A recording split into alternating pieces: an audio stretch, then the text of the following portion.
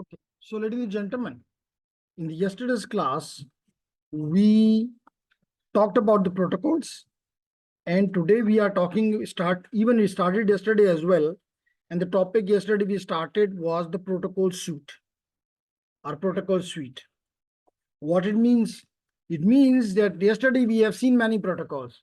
Like for example, we have seen HTTP, we have seen HTTPS, we have seen HTTP,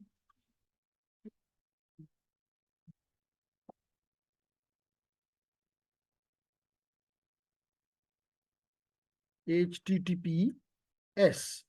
Probably we have seen FTP. Probably we have seen SMTP. So all of these are the protocols. Then we have seen yesterday as TCP, for example, as UDP, for example, as SCTP, for example.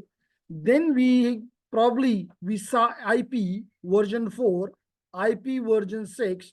We may also see ICMP version 4. We may see ICMP version 6. We may see Ethernet. We may see Wi-Fi, which is WLAN. We may see Bluetooth. We may see SDN. We may see frame relay. So which means we can see a lot of protocols.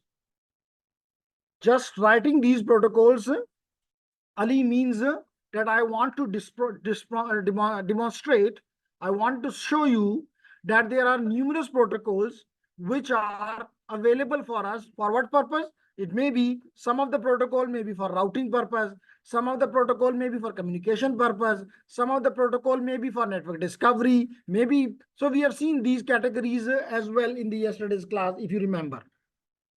ठीक है ma'am? अब the question is how these protocol, and we have seen what the protocol do. Protocol perform a certain function. Protocol performs a certain function and they cooperate with one another. इनमें और हमारे में फर्क सिर्फ ये है, इसलिए वो कामयाब है और हम नाकाम, क्योंकि हम तो कोशिश करते हैं कि दूसरे की टांग खींचें, तो ये यहाँ पे टांग खींचने के बजाय उसको हेल्प आउट करता है. तो each protocol is helping the other protocol, the higher protocol, get services from the lower protocol, lower layer protocol. ऐसे ही है ना? तो किस तरह इन प्रोटोकॉल्स को आप अरेंज करते हैं ताकि एक दूसरे को फैसिलिटेट कर सकें, which means you place these protocol at one after the another. In other words, I may say that makes a protocol suite. बात समझ आ रही?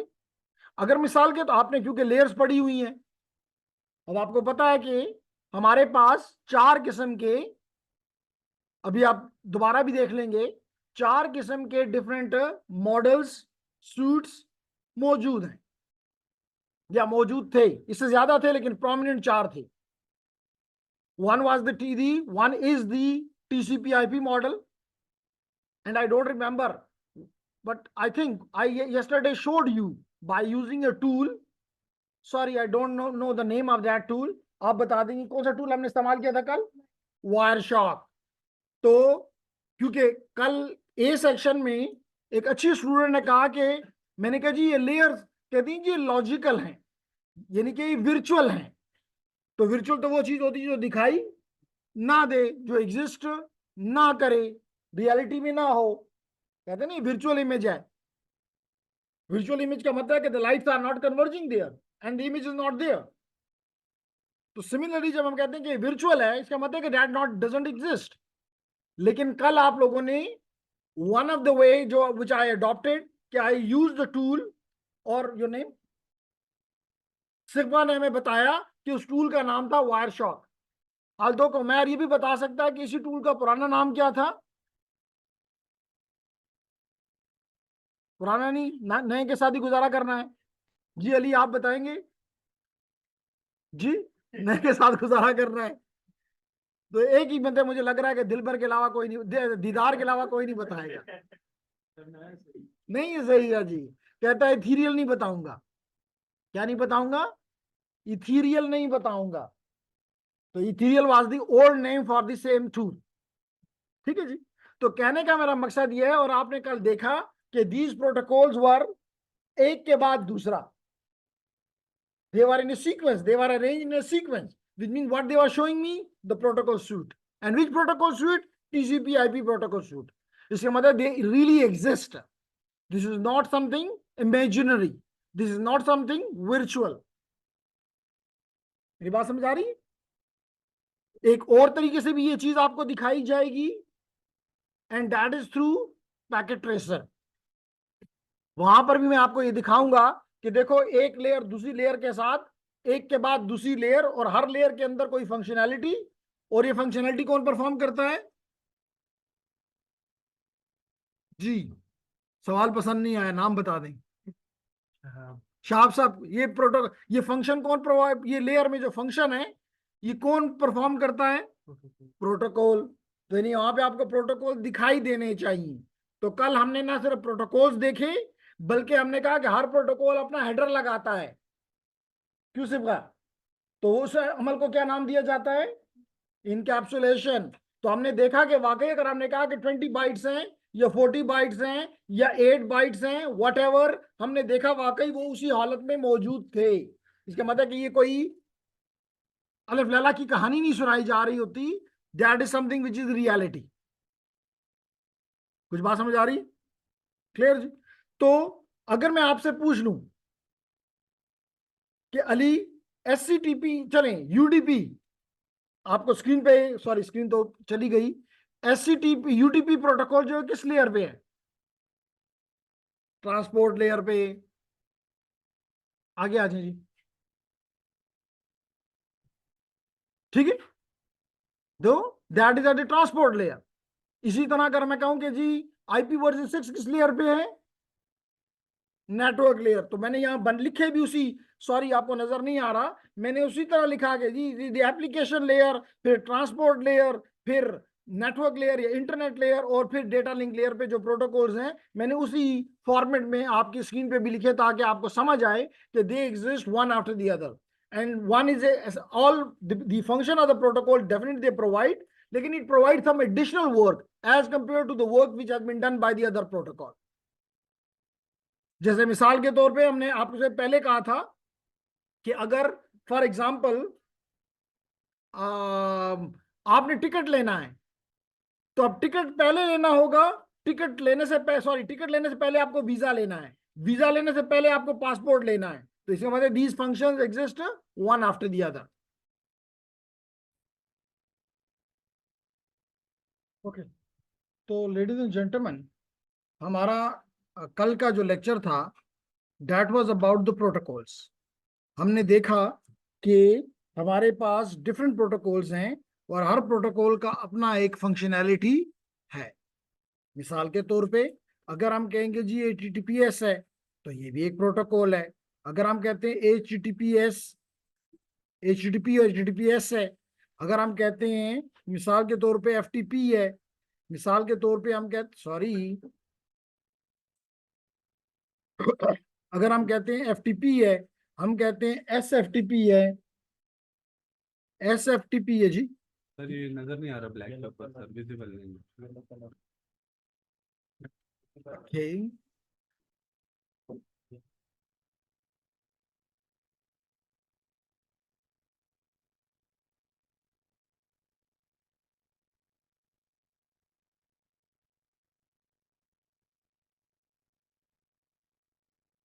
ओके।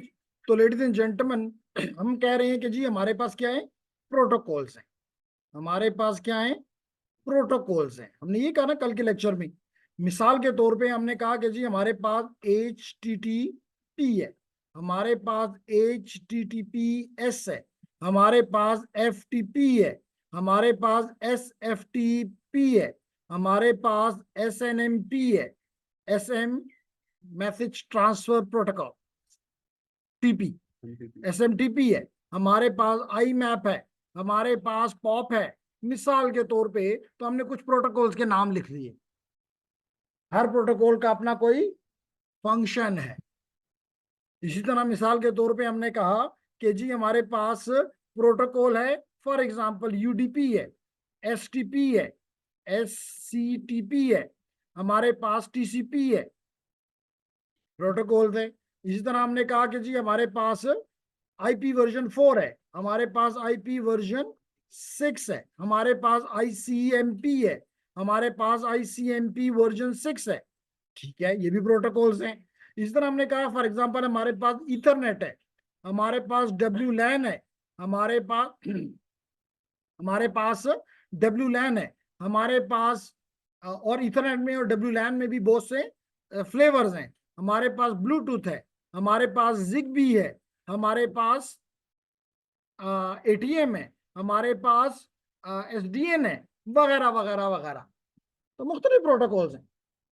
तो हर प्रोटोकॉल का अपना एक मकसद है और हर प्रोटोकॉल दूसरे प्रोटोकॉल को फैसिलिटेट कर रहा है। एक ही प्रोटोकॉल, क्योंकि बेसिक ऑब्जेक्टिव क्या है, कम्युनिकेशन। तो कोई एक भी प्रोटोकॉल इनमें से ऐसा नहीं है जो कहे कि मैं सारा काम कर सकता हूं। जैसे कोई भी एक ऐसी फैकल्टी नहीं है जो ये कहे कि जी सबको हटा दें, बस मैं काफी हूं और इससे मैं बीएस की डिग्री करवा लूंगा। क्योंकि यहाँ हार्डवेयर के कोर्सेज भी हैं, यहाँ सॉफ्टवेयर के भी हैं, यहाँ कम्युनिकेशन के भी हैं, यहाँ सिग्नल प्रोसेसिंग के भी हैं।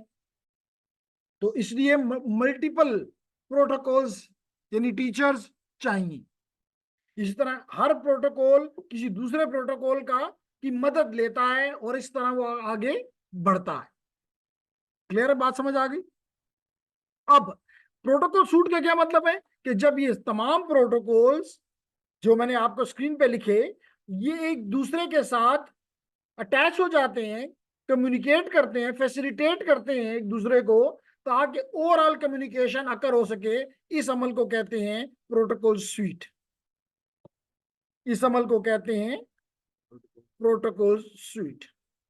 सूट भी कह सकते हैं, स्वीट भी कह सकते हैं, जो मर्जी कहें। और कुछ बात समझ आई? तो अगर हम ऐसे ही फातिमा से पूछ लें कि ये एफटीपी प्रोटोकॉल कहां पे आपको इस सूट पे नजर आता है, एप्लीकेशन लेयर में। इसी तरह अगर आपसे पूछ दूं कि आईसीएमपी कहां पे शार्प को नजर आता है, कहीं तो होगा ना, नेटवर्क लेयर पे। तो कहने का मकसद ये है कि ये प्रोटोकॉल जब एक एक के बाद दूसरा एक दूसरे को फैसिलिटेट करने के लिए तैयार हो जाते हैं, ग्रुप टुगेदर हो जाते हैं, तो what we get is the protocol suite. And that protocol suite, what we know already, it can be the TCP/IP protocol suite, it can be the OSI model. You know that this you have the Apple Talk and Novel NetWare. Novel NetWare. Although कि हमने कहा कि ये दो जो हैं, number 3 और number 4, इन्होंने अपने आप को छोड़ दिया और कहा जी कि हम भी किसको चले गए हैं, कोर्स इस्तेमाल करेंगे टीसीपी। जबकि इस टीसीपी को हमने देखा कि इसको टीसीपी/आईपी मॉडल को, इस टीसीपी/आईपी मॉडल को आईईटीएफ जो मैनेज करता है या लुक आफ्टर करता है, जबकि ओएसआई मॉडल को आईएसओ ने प्रेजेंट किया, पेश किया। क्लियर मेरी बात जी? तो अगर ये क्लियर है तो हम नेक्स्ट स्लाइड पे जाके यही चीज देखना चाहते हैं कि क्या होता है ये प्रोटोकॉल सूट। हमने कहा प्रोटोकॉल सूट कुछ भी नहीं है but A group of inter related protocols हैं। तभी मैंने आपको इंटर रिलेटेड प्रोटोकॉल्स की एक अच्छी सी शक्ल दिखाने की कोशिश की। When you group them together what you get is a protocol suit.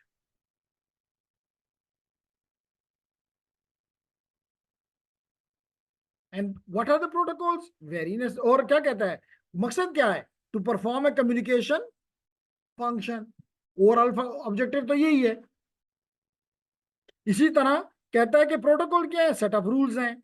किस लिए सेट ऑफ रूल काम आएंगे, हेल्प करें में to solve the problem.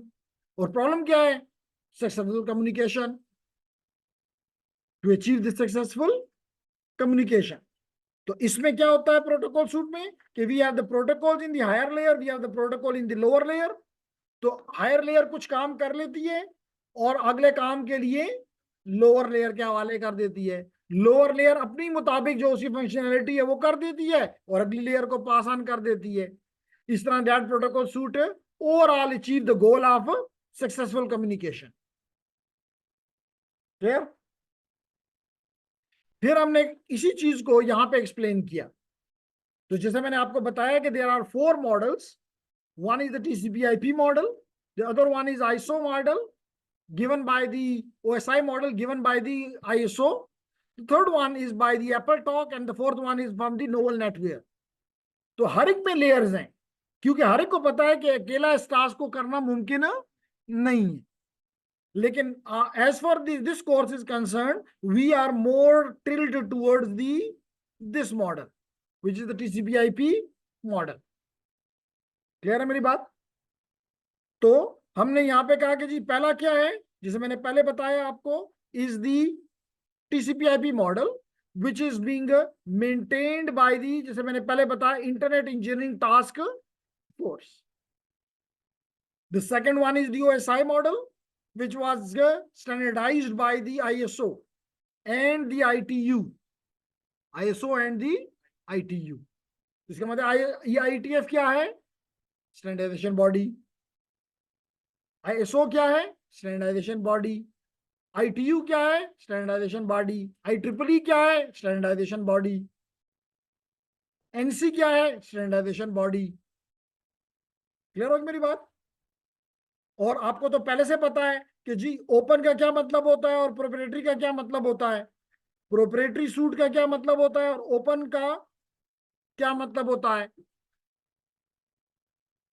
Ji gentleman, आप बताना चाह रहे थे कि जी मैं प्रोप्राइटरी बताना चाहता हूं, अभी आपने कहा है, हमने सुना है, हमने सुना है। फातिमा आवाज आई है? फातिमा भी देख मुस्कुरा रही, कहती आवाज आई है। देखिए कहती क्या कह रहे हो, कहती क्या कह रहे हो। जी प्रोप्राइटरी का मतलब बताएं।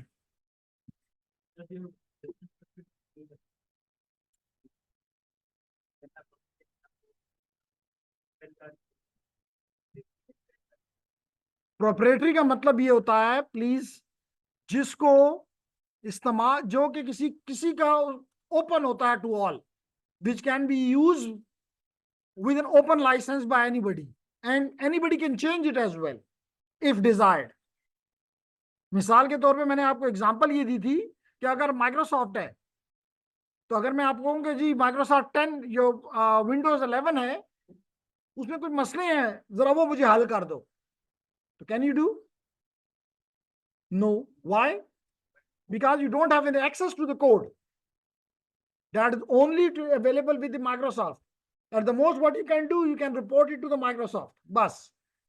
Lekin if it is open, then anybody, the code is open, you can enter into the code, you can manipulate it, you can change it, you can enhance it, you can fix the patch, you can present the patches and fix the problems. बात समझ आ गई? Clear?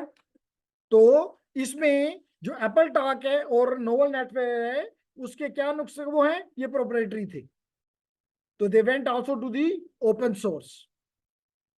Clear? Proprietary में change नहीं हो सकता।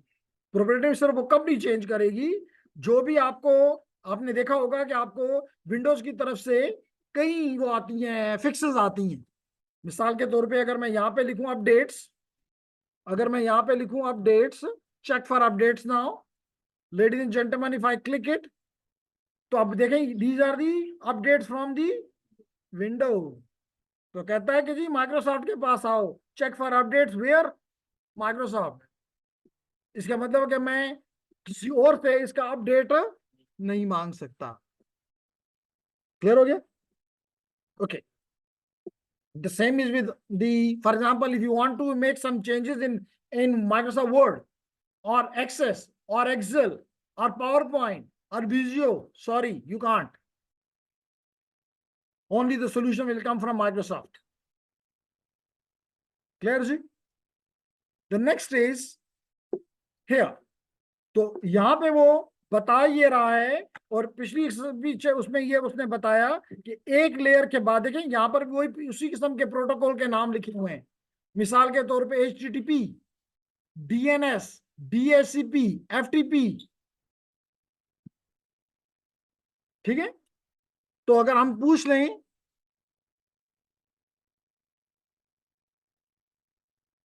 किससे पूछ लें, सर से पूछ लें। HTTP क्या करता है, कल की क्लास में ही बताया था।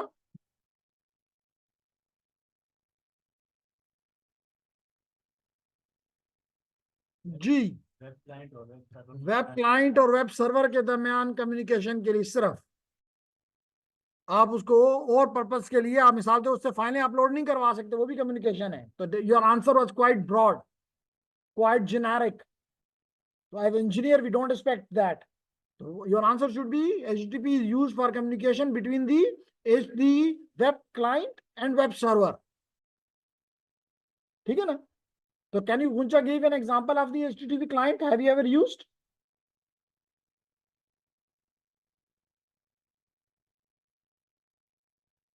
तो कोई आपने एग्जांपल देनी है HTTP क्लाइंट की, कभी जिंदगी भर इस्तेमाल किया है कोई HTTP क्लाइंट? फ्रंट रो पे कौन है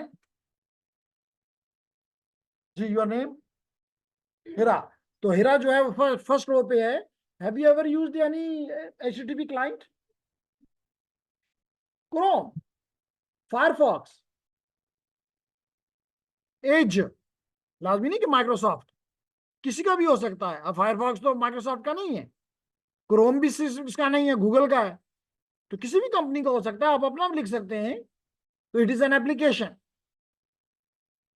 इस तरह can you give an example of the any server which is Apache, nginx, IIS, double IS? So these are the examples of well known servers। तो इन सर्वर्स ने आपस में, क्लाइंट और सर्वर ने जब बात करनी होती है, तो we use the HTTP request, HTTP response and different verbs. अब बात समझ आ गई? इसी तरह यहां पे लिखा हुआ है DNS। साथ क्या करता है DNS?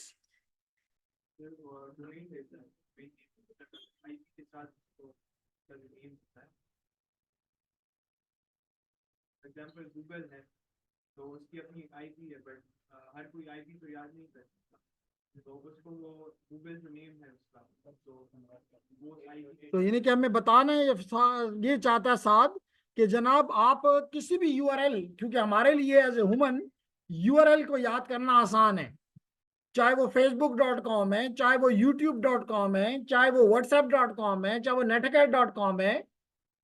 तो हमें ये याद रखना आसान है। लेकिन आप लोग हर रोज बेशुमार टाइम यूट्यूब उस पे जाते हैं, यूट्यूब पे, लेकिन किसी को भी यूट्यूब का IP नहीं याद, और याद हो भी नहीं सकता, क्योंकि 32 बिट्स हैं, कैसे याद हो? और अगर माशाल्लाह अगर आपको टास्क दे दिया जाए कि IPv6 के याद करके आओ, तो 128 बिट है, वो तो याद करना नामुमकिन है। 132 बिट भी नामुमकिन है। तो हमने एक मशीन अपने नेटवर्क में बना दी, और उस मशीन का काम यह है कि हम उसको URL देते हैं, वो हमें जवाब में उसका IP लौटा देती है। ये काम किसका है? DNS का है। जैसे मिसाल के तौर पे अगर आप यहां पे देखें, तो मुझे जो DNS सर्वर नजर आ रहा है वो ये दो नजर आ रहे हैं।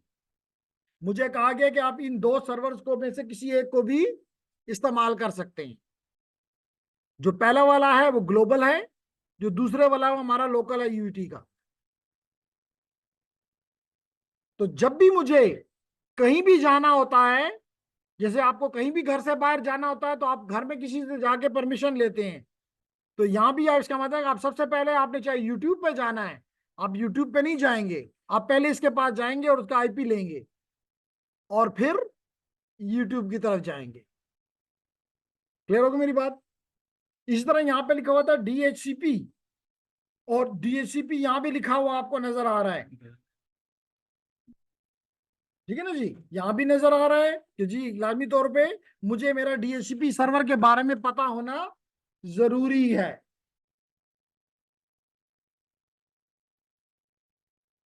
जी, तो क्या बताएंगे डीएचसीपी के बारे में आप हमें? छुट्टियां करेंगे तो जवाब तो देंगे। छोटा आ जाता है और बड़ा जो है वो फिरता रहता है।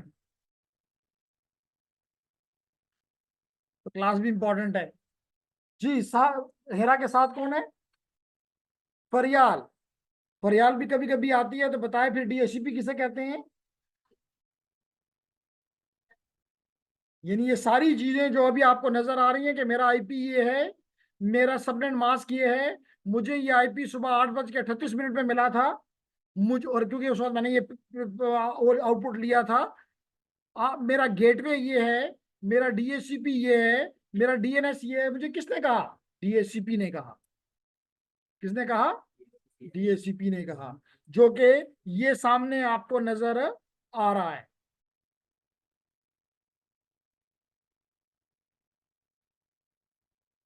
इसको मैंने डीएचसीपी के तौर पे कॉन्फ़िगर किया हुआ है। ठीक। तो अगेन इसके लिए मैं हूं डीएचसीपी क्लाइंट और वो है डीएचसीपी सर्वर। वो है डीएचसीपी सर्वर। तो क्लाइंट और सर्वर आपस में again application is required. So a client application is there, a server application is there. So it is again a client server model. It is a client server model. There is another model as well, which is called peer-to-peer model. हमने पढ़ा हुआ है peer to peer model. एमन क्या होता है peer to peer model? जी बात ना। क्लाइंट और कोई नहीं होता ना, तो सर्वर होता है, सारे होस्ट कंप्यूटर नेटवर्क होता है, वो सेंड भी कर सकते हैं, रिसीव। यानी वो दोनों काम कर सकते हैं। They can act like some time like a server, some time like a client. लेकिन ये जो मॉडल अभी बताया डीएनएस का, डीएचसीपी का, they are client server models. ठीक है। इसी तरह लेडीज एंड जेंटलमैन, यहाँ पे लिखा हो एफटीपी, फाइल ट्रांसफर प्रोटोकॉल। तो जब भी आपने कोई फाइल अपलोड करनी होती है या डाउनलोड करनी होती है, आपको तो नहीं पता, लेकिन बैकएंड पे ये इस्तेमाल हो रहा होता है। इसी तरह यहाँ पे आपको टीसीपी और यूडीपी नजर आ रहे हैं। तो हम डिटेल में भी इनको देखेंगे, लेकिन इनका काम, कुछ इनके भी काम है। मिसाल तौर पे flow control, reliability, sequencing, order delivery, ये सारे ट्रांसपोर्ट लेयर के काम है। लेयर इंटरनेट लेयर के क्या काम है हमने पढ़े हैं कि इनका काम एड्रेसिंग, राउटिंग। ठीक है। Clear everyone? Okay. So ladies and gentleman, यही बात यहाँ पे समझाई गई कि हर एक लेयर अपना काम करके अगली लेयर के हवाले कर देती है। यहाँ पे वो एग्जांपल ले रहा है कि एक तरफ कहीं अपाचे सर्वर मौजूद है, इंजनएक्स मौजूद है, सिस्को सॉरी माइक्रोसॉफ्ट का आईएएस मौजूद है, और दूसरी तरफ आप क्रोम लगाकर बैठ गए। तो this is your client and this is your server. तो अब सर्वर अगर कुछ कम्युनिकेट करते हैं तो that is using a protocol which might be HTTP और विच माइट बी एचटीटीपीएस और it might be using the rest. It might be using the rest. वो अलग बात है कि हमारे स्टूडेंट समझते हैं कि जी हम हर मिड और फाइनल के बाद रेस्ट प्रोटोकॉल इस्तेमाल करते हैं। एक हफ्ते के लिए क्या 9 दिन एक छुट्टी की, 7 दिनों पर डाल दी, एक हफ्ता बनता है। वो पहली तो गवर्नमेंट ने खुद दी थी, इसका मतलब कि वो भी हटा ली जाए ताकि आप अपनी स्टार्ट किया करें। सार ने भी रेस्ट प्रोटोकॉल इस्तेमाल किया, आई थी। तो देखें ये सार आई थी, वो कहती है मैं रेस्ट प्रोटोकॉल इस्तेमाल नहीं करती, लेकिन वो रेस्ट और ये रेस्ट एक नहीं है। This REST is used to communicate between a client and a server। ठीक है। क्लियर है? ओके। सो उस प्रोटोकॉल ने यहाँ पे HTTP लिखा है, इट माइट बी HTTPS। तो अगर हम पूछ लें आपसे HTTP में और HTTPS में फर्क क्या है? कौन सा सिक्योर है? HTTPS सिक्योर है। तो उसमें कौन सी सिक्योरिटी की कौन सा फीचर आ जाता है कि आप उसको कहते हैं ये सिक्योर है? Encryption, confidentiality. इंक्रिप्शन क्या लेकर आती है? कॉन्फिडेंशियलिटी। ठीक है ना, क्लियर है? ओके, तो आपका TCP आप को देगा। TCP जो है, अब देखें एक के बाद इंटर ग्रुप्ड, तो ग्रुप है एक गैंग है जो कि मिलके ये टास्क करता है, छुट्टी करवाता है। ठीक है, उसमें शाप का कितना रोल होता है? लीडर होता है, सर्वर होता है, सर्वर होता है। तो किसको किसको आगे पकड़े, सौरभ साहब को के? सर्वर सर जी जो मेन जड़ होती है ना, उसी को। अब्दुल्ला ने इस मंडे को भी, हम तो फिर आगे ओ अच्छा, यानी कि अब्दुल्ला को पहले डबल रगड़ा लगाना चाहिए। तो उसने बता दिया, कहता है इसने पिछले हफ्ते में भी फैसिलिटेट कराया और पीर को भी उस पर मोहर लगाई। ये तो अपनी ही जगह वेरीफाई। सर, मैंने तो किसी को तो नहीं कहा कुछ। तो ये कहता होता है कि छुट्टी करें। ठीक है। ओके, तो नहीं, हमने मंडे को ही उसको तोड़ दिया था। और मंडे को आल्दो के उसको मैंने स्ट्रिक्ट नहीं लिया, ज्यादा स्ट्रिक्ट नहीं लिया, लेकिन डेफिनेटली बुरा उसको समझा। लेकिन बारिश बहुत ज्यादा थी, इसलिए थोड़ा सा डाउट जो था वो बनता था, इसलिए हमने ज्यादा उस पर स्ट्रिक्ट नहीं लिया। लेकिन अगर ये इस तरह की छुट्टियां टोटली नॉट एक्सेप्टेबल, जो गवर्नमेंट दे रही है बस करो, नुकसान तो अब अपना कर रहे हो। जैसे अभी इस साहब ने कहा कि क्लास हम नहीं ले रहे, हम किसी और जगह पे हैं, कि चलो ठीक है। लेकिन मुझे अच्छा लगा कि इसने आके मुझे एग्जैक्टली 12:30 पे फिर कहा कि नहीं जा जो, ठीक है। अदरवाइज मुझे क्या फायदा और इसको क्या फायदा, आप लोगों का है। तो आगे चलते हैं जी। लेडीज एंड जेंटलमैन, यहाँ पे थोड़ा डिटेल में अब आपको बता रहा है। जैसे मैंने अभी बताया कि there can be different applications, services. मिसाल के तौर पे अभी हमने पढ़ा about the name service, where you resolve a domain name which is called URL into a IP address, and that is done by this DNS. So at one end you have a DNS client, and another end you have a DNS server. इसी तरह मैंने कहा कि जी you can have a DHCP version 4. So the one which I am using here between my machine and this machine is a DHCP version 4, because I am getting the IP which is of IP version 4. हाँ, अगर मैं IPv6 पे होता तो then either I will be using DHCP version 6 or I will be using Slack, SLAAC. Slack is SLAAC. Slack is stateless auto configuration.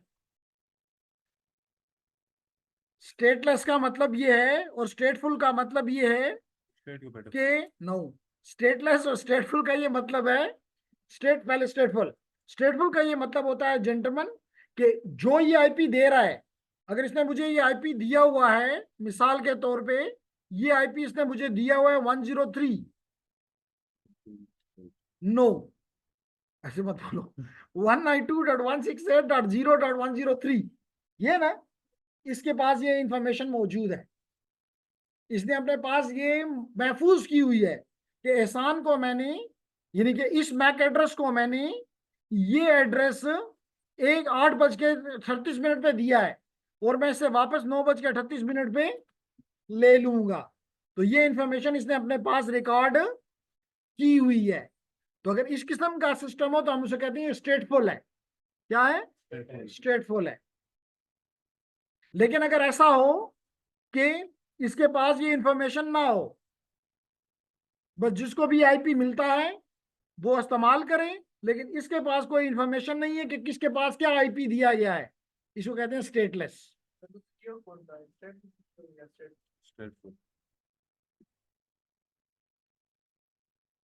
इसका security के साथ कोई लिंक नहीं बनता। कैसे? एक मिनट जी, एक मिनट, एक मिनट, एक मिनट, पहले इसका जवाब दे दूं। इसका सिक्योरिटी के साथ क्या तलब बनेगा?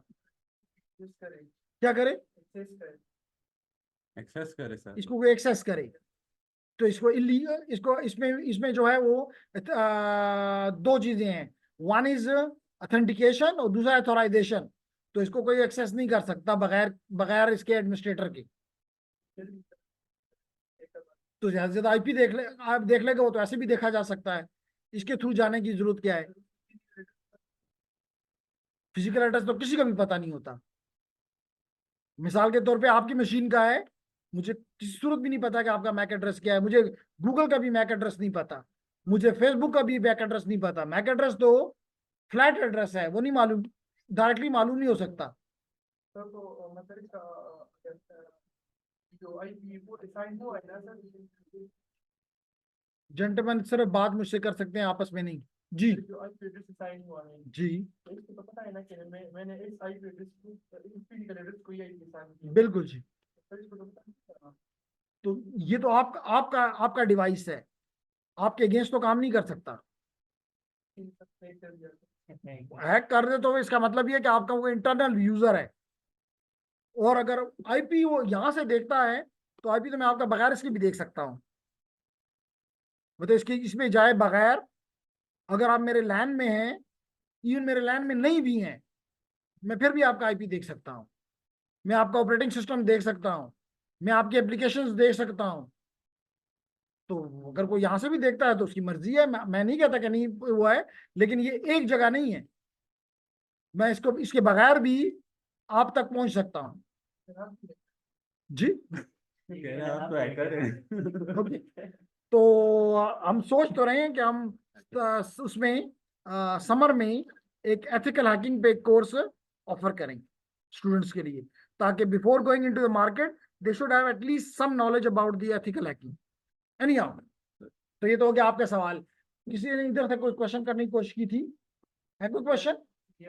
जी इलियास करे, जो मर्जी करे। नो, अरे आप करना चाहते थे?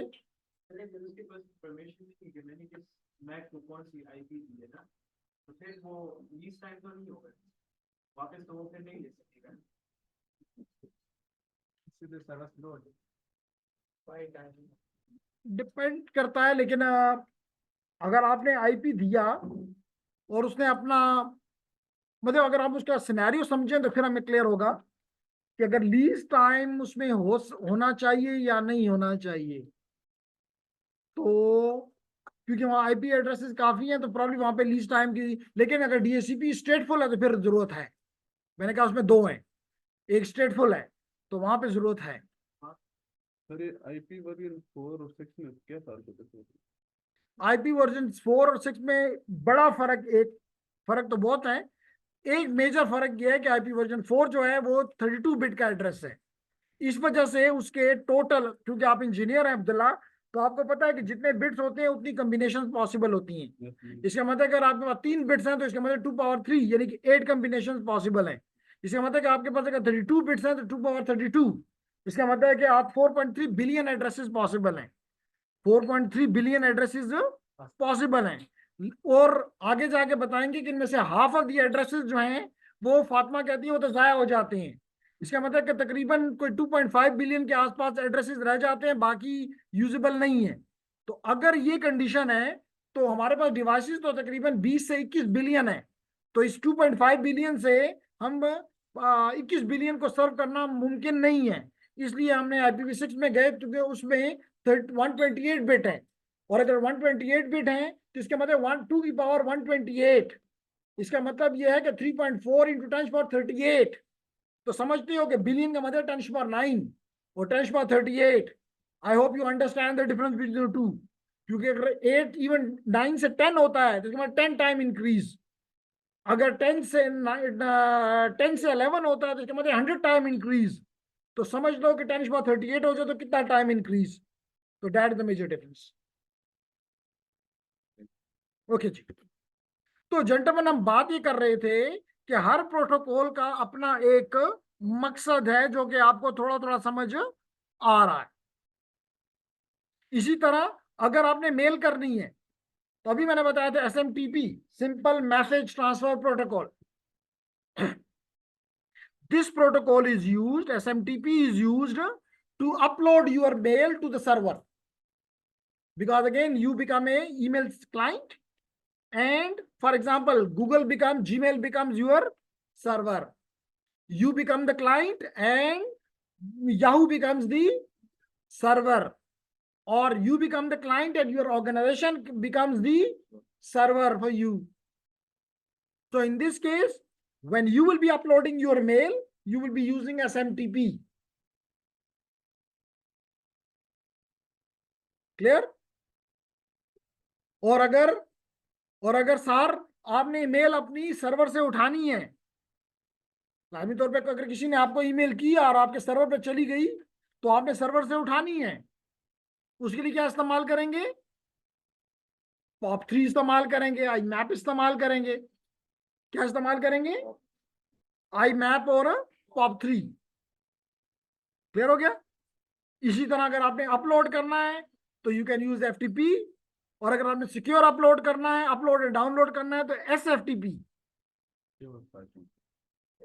File transfer, uploading downloading.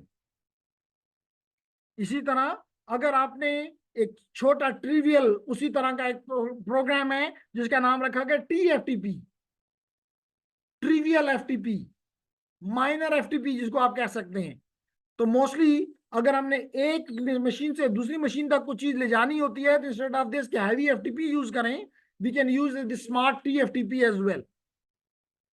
Clear? और अभी मैंने एक्सप्लेन किया आपको कि आपका HTTP भी हो सकता है, HTTPS भी हो सकता है, और आपका पसंदीदा REST भी हो सकता है, सबसे पसंदीदा. Clear? Clear? I don't remember. REST stand for abbreviation याद नहीं है, लेकिन बता देता हूँ. इतनी एब्रिविएशंस होती हैं कि याद करना ही मुश्किल होता है.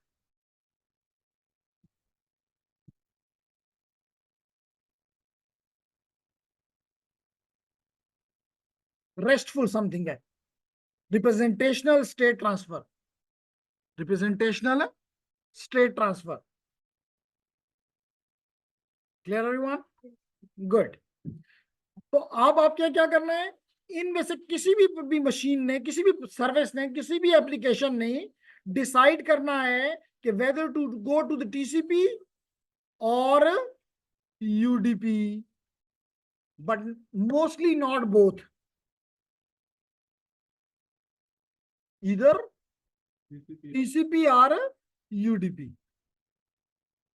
Where the difference between the two, TCP is connection oriented, जैसे लिखा हुआ है, UDP is connectionless. ठीक है साहब? क्या फर्क है दोनों में? ये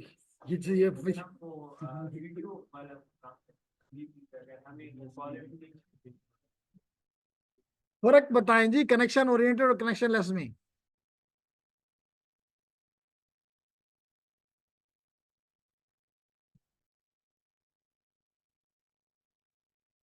फरियाल भी जो है वो डिस्कशन में बिजी है कि आंसर निकाल के जल्दी से बता दे.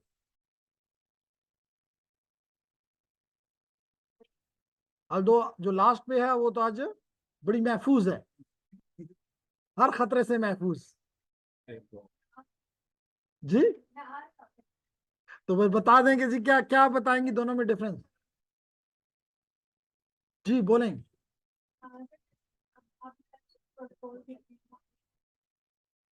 तो पहले हम सर्वर तक हो रही है हमारे एक्सप्लोर सेक्टर के लिए जो हम इसको वैसे देना चाह रहे हैं, कुछ हम जैसे हम सर्वर करके कुछ फ्यूचर सर्विस से रेडी है तो फिर वो ऑब्वियसली एक्नॉलेज करते हैं कि आई मे बी.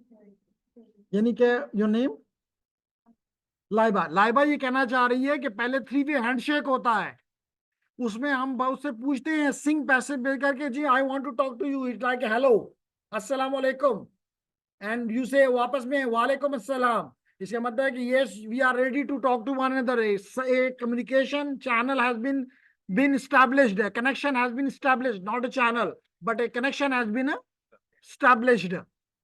तो पहले एक 3-वे हैंडशेक करके डेटा नहीं भेजते, सिर्फ अपनी विलिंगनेस शो करते हैं, तो that is called connection oriented. और अगर बगैर देखे बस भेज दो, मिल जाए तो वेल एंड गुड, ना मिले तो परवाह ना करें, it is called connection less. ठीक है लाइबा, ये कहना चाहती थी ना? ओके। फिर उसके बाद क्या है, आप देख सकते हैं कि आपके यहाँ पे मुख्तलिफ आईपी के प्रोटोकॉल्स भी हैं, इंटरनेट प्रोटोकॉल्स, आपके राउटिंग के प्रोटोकॉल्स भी हैं, और आपके रिपोर्टिंग के भी कुछ मैसेजिंग और रिपोर्टिंग के भी कुछ मॉड्यूल्स यहाँ पे मौजूद हैं, लेयर नंबर इंटरनेट लेयर पे, लेयर 3 पे। And then this will use any of the technology which is available here. Technology क्या, मिसाल के तौर पे now I am communicating definitely yes, and if I ask for याल कि मैं कौन सी टेक्नोलॉजी इस्तेमाल कर रहा हूं, तो देख लेते हैं क्या जवाब आता है कोई यहाँ पे क्लास में? शायद ना हो, मुझे क्योंकि नजर तो नहीं आ रहा ना। क्या सर? फरियाल को हमने पूछा कि मैं कौन सी टेक्नोलॉजी इस्तेमाल कर रहा हूं, क्योंकि अभी आपने देखा कि सार ने पूछा कि रेस्ट किसको कहते हैं, तो मैं नेट पे जाके मैंने देख लिया कि जी रेस्ट किसे कहते हैं। तो इसका मतलब मैं नेट पे गया, तो मैंने पूछ रहा हूं फरियाल से कि बता दो कि मैं कौन सी टेक्नोलॉजी इस्तेमाल कर रहा हूं। तो वो कहना यह चाहती है लेकिन बता नहीं रही आपको, कि आपको समझ आ जाए कि वाईफाई इस्तेमाल कर रहा हूं। तो इसका मतलब ये जो टेक्नोलॉजी है मेरे लैन की के इंटरफेस के ऊपर, एनआईसी के ऊपर, that is of WLAN. कौन सी है? WLAN. और अगर आप इससे ज्यादा उनसे पूछना चाहें कि नहीं जी, अगर नहीं, ये बात नहीं, आप तो पूछ ही नहीं सकते। अगर हम ये कहेंगे कि अगर फरियाल ज्यादा बताना चाहे, तो वो ये भी बता सकती है आपको, ये ना समझें कि नहीं बता सकती, कि आप कौन सा वाईफाई इस्तेमाल कर रहे हो, तो वो आपको बड़े आराम से बता देगी कि जी आप इस्तेमाल कर रहे हो 802.11ac। कौन सा? 802.11ac। तो ये बातें फरियाल और किसी को बताती नहीं है, लेकिन आज उसने आपको बता दी है, नोट कर लो। आप एडूरोम के साथ नहीं कनेक्ट थे? जो भी है, आई डोंट नो। तो जी इडियोराम से ही।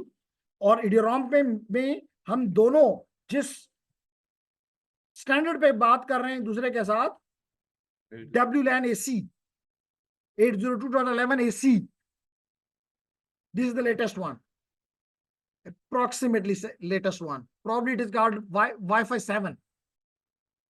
That's the reason if I upload and download, it can go around one gig.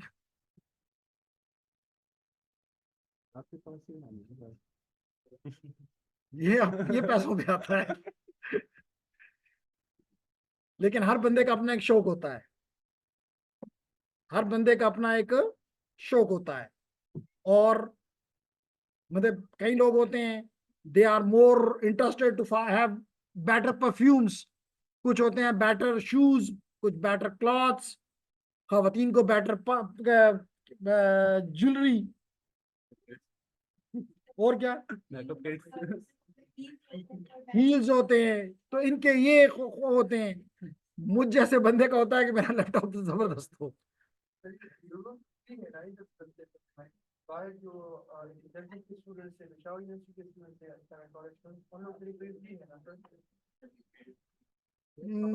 मैं इस पे कमेंट नहीं कर सकता, लेकिन यूटी फ्री में नहीं देती, वो तो आप यूटी से पूछे मुझे, क्योंकि वो कहते हैं कि हम भी यूटी वाला नेट अच्छा है ना, वो सब फ्री में। एडमिशन में उन्होंने आपको इंटरनेट उन्होंने आपको प्रोवाइड किया हुआ है, मैं भी इसको यूज करता हूँ।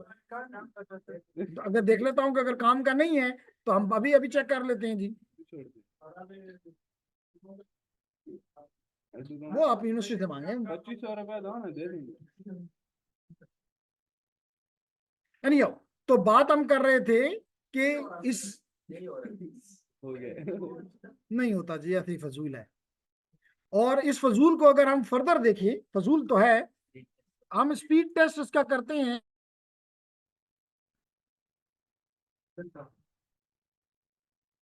बताइए आप ओवरऑल, अगर कोई इदारा आपको 100 प्लस दे रहा है, मेगाबिट परसेंट मेगा है, आप पढ़ने वाला मैक्रो पढ़े तो अपनी मर्जी है, लेकिन है ही मेगास। और इसके अलावा अगर हम देखें मिसाल के तौर पे यहाँ पे कितना हम इसको मतलब नाशुक्री तो एक अलग एलिमेंट है, उसमें हम कुछ भी कह सकते हैं। लेकिन अगर हम यहाँ पे आके नेटवर्क सेटिंग में वाईफाई आ गया, और इस वाईफाई को अगर मैं चेक करूं कि मैं कितना इसको इस्तेमाल करता हूं और फिर भी मैं ऐसे नाखुश हूं, तो फिर मेरी मर्जी है सिर्फ। तो ये मुझे बता रहा है कि जी आपने इस पिछले 30 महीने दिन में 26 गीगाबाइट्स, 26 गीगाबिट बिलियन बाइट्स मैंने डाउनलोड की सिर्फ एक इस कनेक्शन से। तो दिस इज एनी वापस आए ताकि कुछ पढ़ाई हो जाए। तो लेडीज एंड जेंटलमैन, हम बात कर रहे थे अबाउट दी इन प्रोटोकॉल्स की और इन टेक्नोलॉजीज की। Clear everyone? तो यहाँ पे ये बता रहा है कि टीसीपी क्या है, ओपन सूट है। ओपन सूट का क्या मतलब है? It is freely available to the public and vendors can also use it without any restriction. What mean by the vendor? It means Cisco, Huawei, ZTE, Siemens, NEC, blah blah. All of them are the international multinational vendors. तो ये vendors अपने इसके इन TCP को इस्तेमाल करने के लिए इन पे कोई पाबंदी, और इससे क्या चीज हासिल होती है, क्या फायदा हासिल होता है इससे अगली स्लाइड में बताता हूं क्या फायदा होता है। लेकिन ये क्या बताना चाह रहा है? ये बताना चाहता है कि डेटा जब अगली लेयर पे जाता है इन ट्रांसपोर्ट, तो अपना हेडर ऐड कर रहा है। जब आगे नेटवर्क लेयर पे जाता है तो अपना हेडर ऐड कर रहा है। वो आगे जाता है टेक्नोलॉजी पे तो वो अपनी नहीं कि अपनी मैक लेयर अपना हेडर ऐड करता है। And that phenomena is called encapsulation. अब ये इनकैप्सुलेशन का ये एक्चुअल आपका डेटा, ये है वो कंट्रोल इंफॉर्मेशन, ये है वो कंट्रोल, ये हेडर्स हैं और ये ट्रेलर है। आपका एक्चुअल जो डेटा है वो ये है जो कि आपकी एप्लीकेशन ने पैदा किया है। लेकिन जब ये डेटा जाता है आपके नेटवर्क में, तो you make a call that the bits are moving, but in reality you know the bits are represented by the voltage levels and we call them the signals. We call them the signals. So which means between the web client and web server, as you can see here, what is moving on the channel is the signals. अब हम देखना ये चाहते हैं further कि कौन कौन सी standardisation bodies हैं। हम ये नहीं कह रहे कि दुनिया की तमाम स्टैंडर्डाइजेशन बॉडीज को हम आपको दिखा रहे हैं, लेकिन जो मेजर स्टैंडर्डाइजेशन बॉडीज हैं at least we should know them. जैसे मिसाल के तौर पे इन्होंने कहा ISO, तो हम यहाँ पे कह रहे हैं मिसाल के तौर पे IEEE, IANA, IETF, EIA, TIA, ITU, ICAT. These are the some of the very important standardization bodies, and they provide you open standards, not the proprietary. They provide you the open standards. Clear everyone? अब इसके साथ फायदा क्या है standardisation करने के या bodies का? 3 फायदे हैं।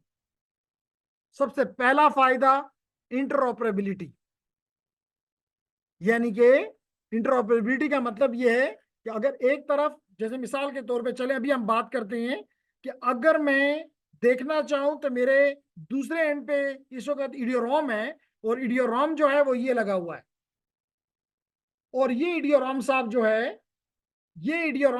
है ये सिस्को का है।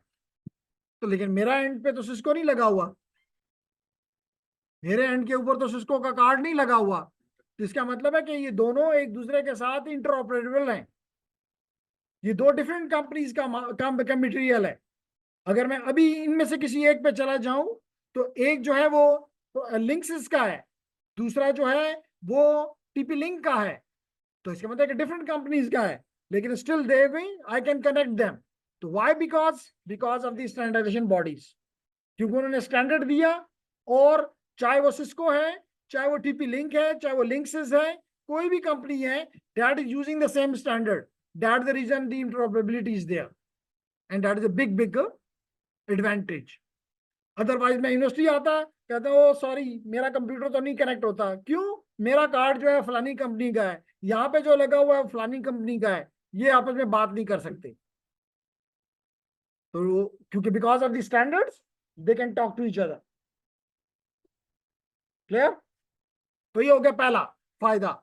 दूसरा फायदा क्या है? कंपटीशन। अगर आप मजबूर होते कि जी आपने एक सिस्को का ले लिया तो सारे सिस्को का लेना पड़ेगा, तो फिर कंपटीशन नहीं था। लेकिन आज कंपटीशन है, इस वजह से हर कोई कोशिश करेगा कि आपके लिए बेहतर हार्डवेयर, बेहतर एप्लीकेशन और आपको अच्छे प्राइस पे कॉम्पिटिटिव रेट के ऊपर अपना प्रोडक्ट दे। तो इससे क्या फायदा हुआ? कंपटीशन आया। अगर एक मिसाल के तौर पे टीसीपी पे होता और बाकी कोई भी ना होता, तो हर एक को जाके टीसीपी वाला खरीदना पड़ता, तो फिर तो कंपटीशन ना होता, फिर तो वो जो मुंह से बोलता you have to accept it, monopoly हो जाती। तो ये दूसरा फायदा। तीसरा इनोवेशंस। तो लेडीज एंड जेंटलमैन, इससे क्या चीज आई कि हर कोई ने, जैसे मिसाल के तौर पर भी मैंने आपको बताया कि मेरा कार्ड 802.11 AC था, and AC is probably WLAN 7। इसके बाद एक ही प्रॉब्ली फर्दर आया है, लेकिन this is again giving me a very good speed.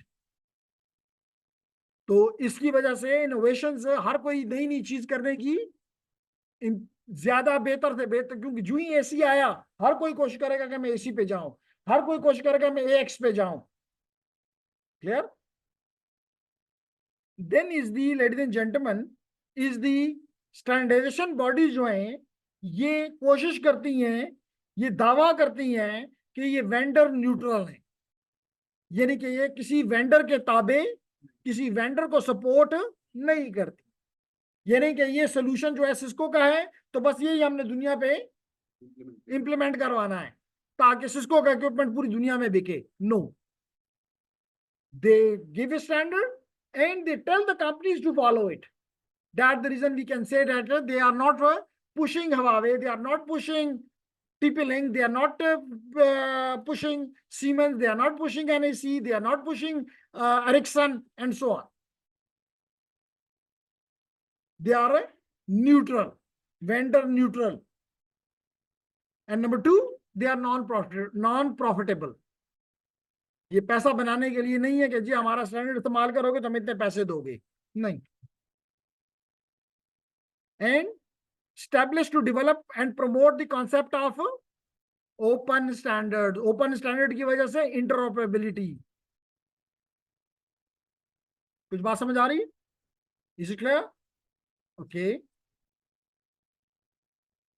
तो यहाँ पे सिर्फ आपको यही चीज बताई जा रही है कि कौन कौन सी, कुछ तो डायग्राम में आपको बता दी थी, कुछ फर्दर भी बताई जा रही है कि जी internet society, internet architecture board, internet engineering task force, internet research task force.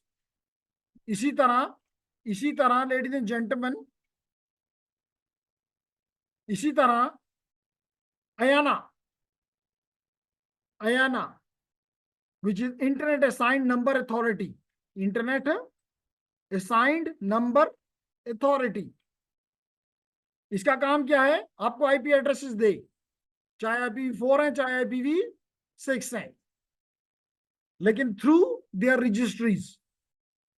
They have 5 registries around the globe covering 5 different areas, and these registries give IP addresses to the big ISPs, and then these ISPs give to the regional ISPs, national ISPs, and ultimately reaches to the customer. Clear? इसके अलावा क्या करती है AYANA जो है वो domain names को भी मॉनिटर करती है, प्रोवाइड करती है। इसी तरह ये हम पढ़ेंगे कि TCP और UDP के पोर्ट नंबर्स होते हैं, तो उनमें से कुछ पोर्ट रजिस्टर्ड पोर्ट्स हैं, वो भी रजिस्टर्ड पोर्ट आपको कौन देगा? AYANA देगा। क्लियर है मेरी बात? अब इसी का को कोऑर्डिनेट करता है आयाना के काम को कौन? ICANN, internet corporation for assigned names and numbers. तो ये इसको हेल्पर है इसका। ICANN is helper of the Ayana. यहां पर भी यही IEEE, EIA, TIA, मुझे बताया जा रहा है कि शायद इस वीक को आपको EIA TIA का स्टैंडर्ड जो है वो इस्तेमाल करना होगा और स्ट्रेट केबल और क्रॉस केबल बनानी होगी लैब में। जैसे यहाँ पे आपको केबल नजर आ रही है, यहाँ पे आपको ये केबल नजर आ रही है, मिसाल के तौर पे नजर आ रही है। तो ये केबल लाजमी तौर पे किसी ने बनाई है, आप जैसे किसी स्टूडेंट ने बनाई है। आप ही लोगों को हम बुलाते हैं कि आओ केबल हमने यहाँ पे बिछानी है, हमें केबल बना के पर डाल दो। जैसे मिसाल के तौर पे अभी अभी शायद इसी वीक में या प्रीवियस वीक में हमने आपके तो जो कंप्यूटर सोसाइटी का रूम है वहां पर, बोर्ड रूम जिसे आप कहते हैं, वहां पे हमने नेट पहुंचाया। लेकिन हमने नहीं पहुंचाया, आप ही लोग आए, आपको हमने सिर्फ फैसिलिटेट किया, हमने आपको रिसोर्सेज दिए। क्योंकि आपके पास केबल नहीं थी, हमने आपको केबल दे दी। आपके पास राउटर नहीं था, हमने आपको राउटर दे दिया। आपने कहा हमारे पास इसको बनाने के लिए इक्विपमेंट नहीं, हमने इक्विपमेंट दे दिया और गाइड कर दिया। आपने अपने लिए बना लिया, वी आर हैप्पी। ठीक है जी। तो उन्होंने कौन सा स्टैंडर्ड इस्तेमाल किया केबल बनाने के लिए? EIA TIA। ठीक। और इसी तरह बहुत से स्टैंडर्ड आते हैं ITU से। तो ये तमाम की तमाम क्या है, वो ये ऐसी इदारे हैं जिनका काम क्या है, आपको स्टैंडर्ड्स देना। Is there any question? No question? So we will be in the next, although we have already talked about the reference models, but we will be talking a little more about a comparison between the two well-known. One is the TCP/IP and the other one is the OSI. Although we have already done it before the midterm exam. Sir. Clear? Is there any question? No, sir. No question? चलें जी, आपकी मर्जी। अरे आप कह रहे थे जो जितने भी स्टैंडर्डाइजेशन बॉडीज हैं IEEE, ये सारे ये नॉन प्रॉफिटेबल हैं।